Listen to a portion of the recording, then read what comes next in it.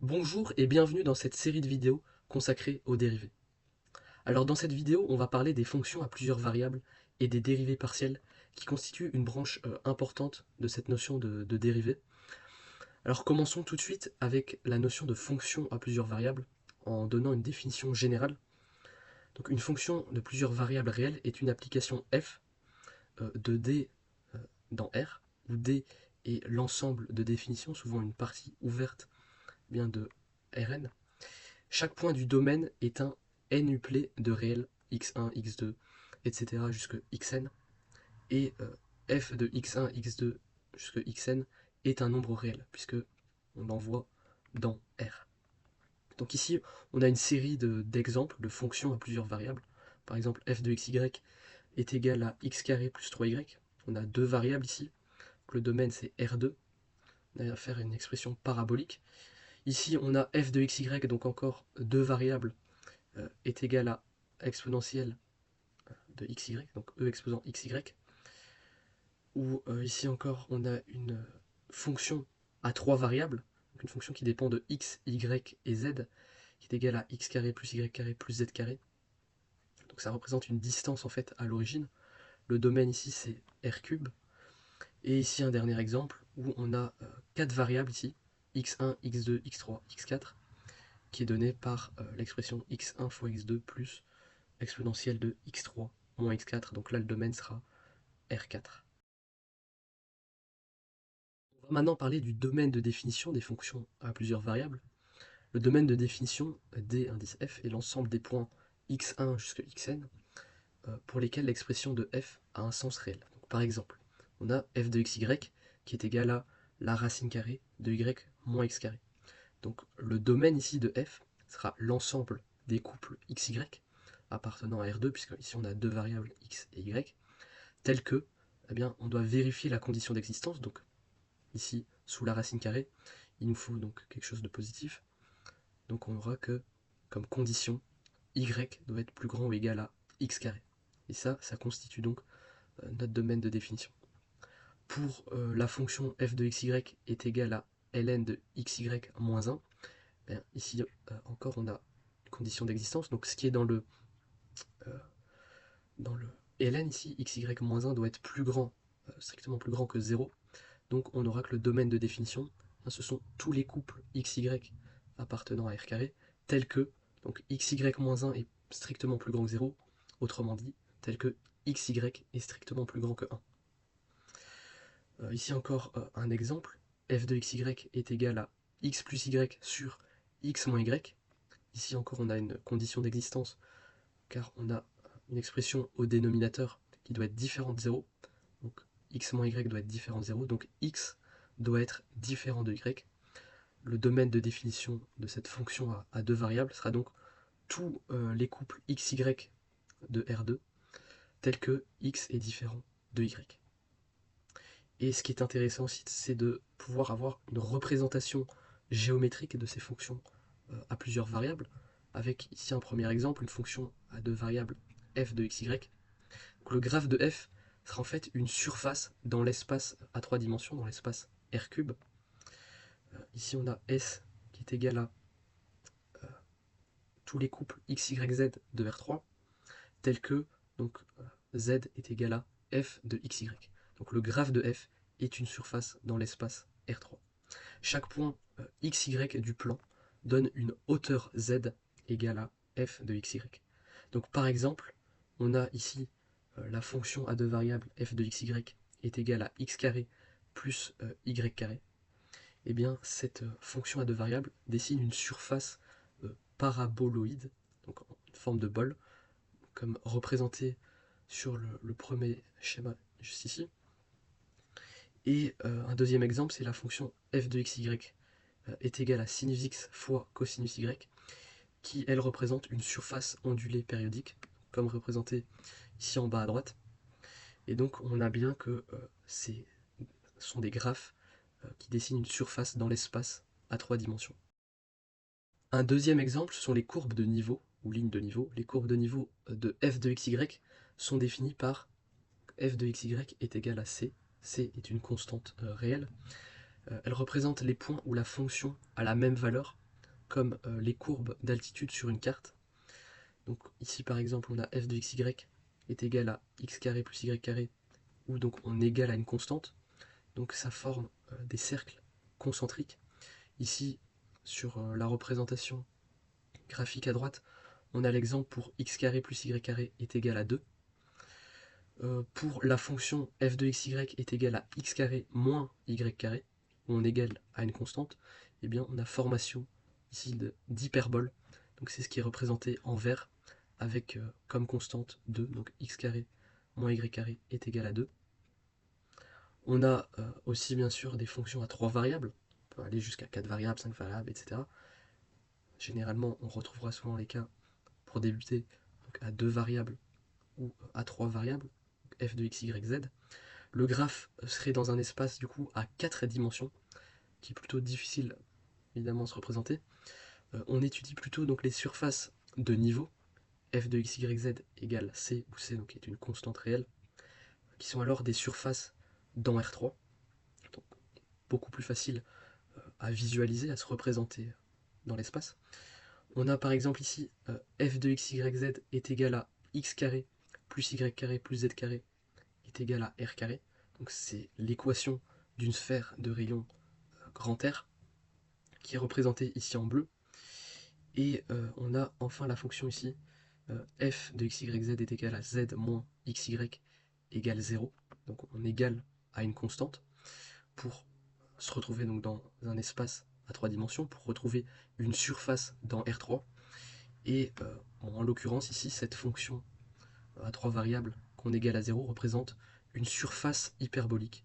Donc, comme on peut le voir ici sur le schéma, sur le graphique, dans l'espace à 3 dimensions en mauve ici.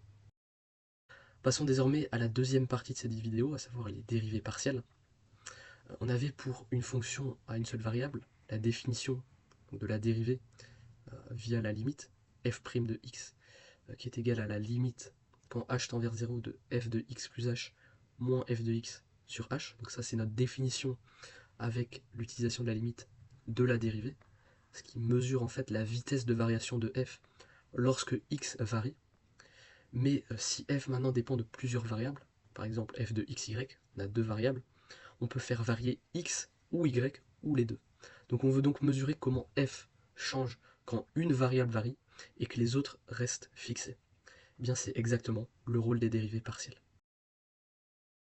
Voyons donc la définition formelle de la dérivation partielle à deux variables.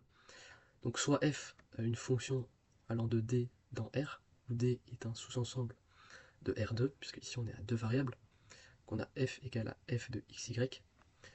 La dérivée partielle par rapport à x, qu'on va noter de la manière suivante avec ce delta, ce d rond, donc df dx est égal à la limite quand h tend vers 0 de f de x plus h et y on n'y touche pas, moins la fonction dépendant de x, y, le tout sur h. Et idem pour la dérivée partielle par rapport à y, qu'on va noter donc d rond f, d rond y, où il s'agira de la limite quand h tend vers 0 de f de x, donc x ne bouge pas, y plus h, moins f de xy, le tout sur h. Donc on retrouve en fait, c'est la même définition que pour les fonctions à une variable, sauf que au lieu d'avoir juste f de x, on aura f de xy. Et là, pour la dérivée partielle par rapport à x, eh bien, on ne fait varier que x et y reste constant. Et pour la dérivée partielle par rapport à y, eh bien, on voit dans la définition que le x, eh bien, on n'y touche pas, et on fait varier y d'un pas h, et on fait tendre le tout, eh bien, comme pour la définition de la dérivée, on fait tendre h vers 0. Donc ici, l'interprétation pour df dx, eh bien, on fait varier x et on gèle entre guillemets y. Et pareil pour df dy, là on fait varier y et on gèle x. L'interprétation géométrique de ça, c'est que, on l'a vu, le graphe de f de xy est une surface dans l'espace à 3 dimensions. Et les dérivées partielles, elles, vont représenter les pentes en fait de cette surface. Donc comme pour la dérivée simple de f de x, on avait que ça représentait eh bien, la pente de la tangente au graphe de f, et bien ici on a que la dérivée partielle de f par rapport à x, ça va être la pente dans la direction de l'axe x avec y fixé, et la dérivée partielle de f par rapport à y bien, sera la pente dans la direction de l'axe y avec x fixé. Donc, autrement dit, si on coupe la surface par un plan parallèle à l'axe xz, la pente de la courbe obtenue est fx. Fx, ce n'est rien d'autre que la dérivée partielle de f par rapport à x. Donc c'est une notation pour simplifier les choses. Et si on coupe par un plan parallèle à l'axe yz, eh bien la pente sera fy. Donc fy, c'est dérivée partielle de f par rapport à y. Voyons désormais quelques exemples de calcul de dérivée partielle, avec un premier exemple ici d'une fonction à deux variables, f de xy est égal à x carré y plus 3xy carré. Donc on va s'occuper tout d'abord de la dérivée partielle par rapport à x, df dx. Donc en gros, pour calculer une dérivée partielle par rapport à une variable, ici en l'occurrence x, il faut considérer toutes les autres variables comme étant des constantes. Donc en gros ici, donc dérivée partielle par rapport à x, on fait comme si y c'était juste une constante, donc on s'en préoccupe pas. Ici donc on cherche à dériver une somme de fonctions, donc on va faire la somme des dérivées. Pour ce qui est de x carré y, eh bien on cherche à dériver x carré y par rapport à x. Donc, y c'est une constante, on va juste donc dériver x carré, ce qui nous donne 2x, et on n'oublie pas donc cette constante qui est y, donc on aura 2xy, et on dérive ici le deuxième terme par rapport à x. Donc le y carré, on s'en occupe pas, c'est juste une constante, tout comme 3.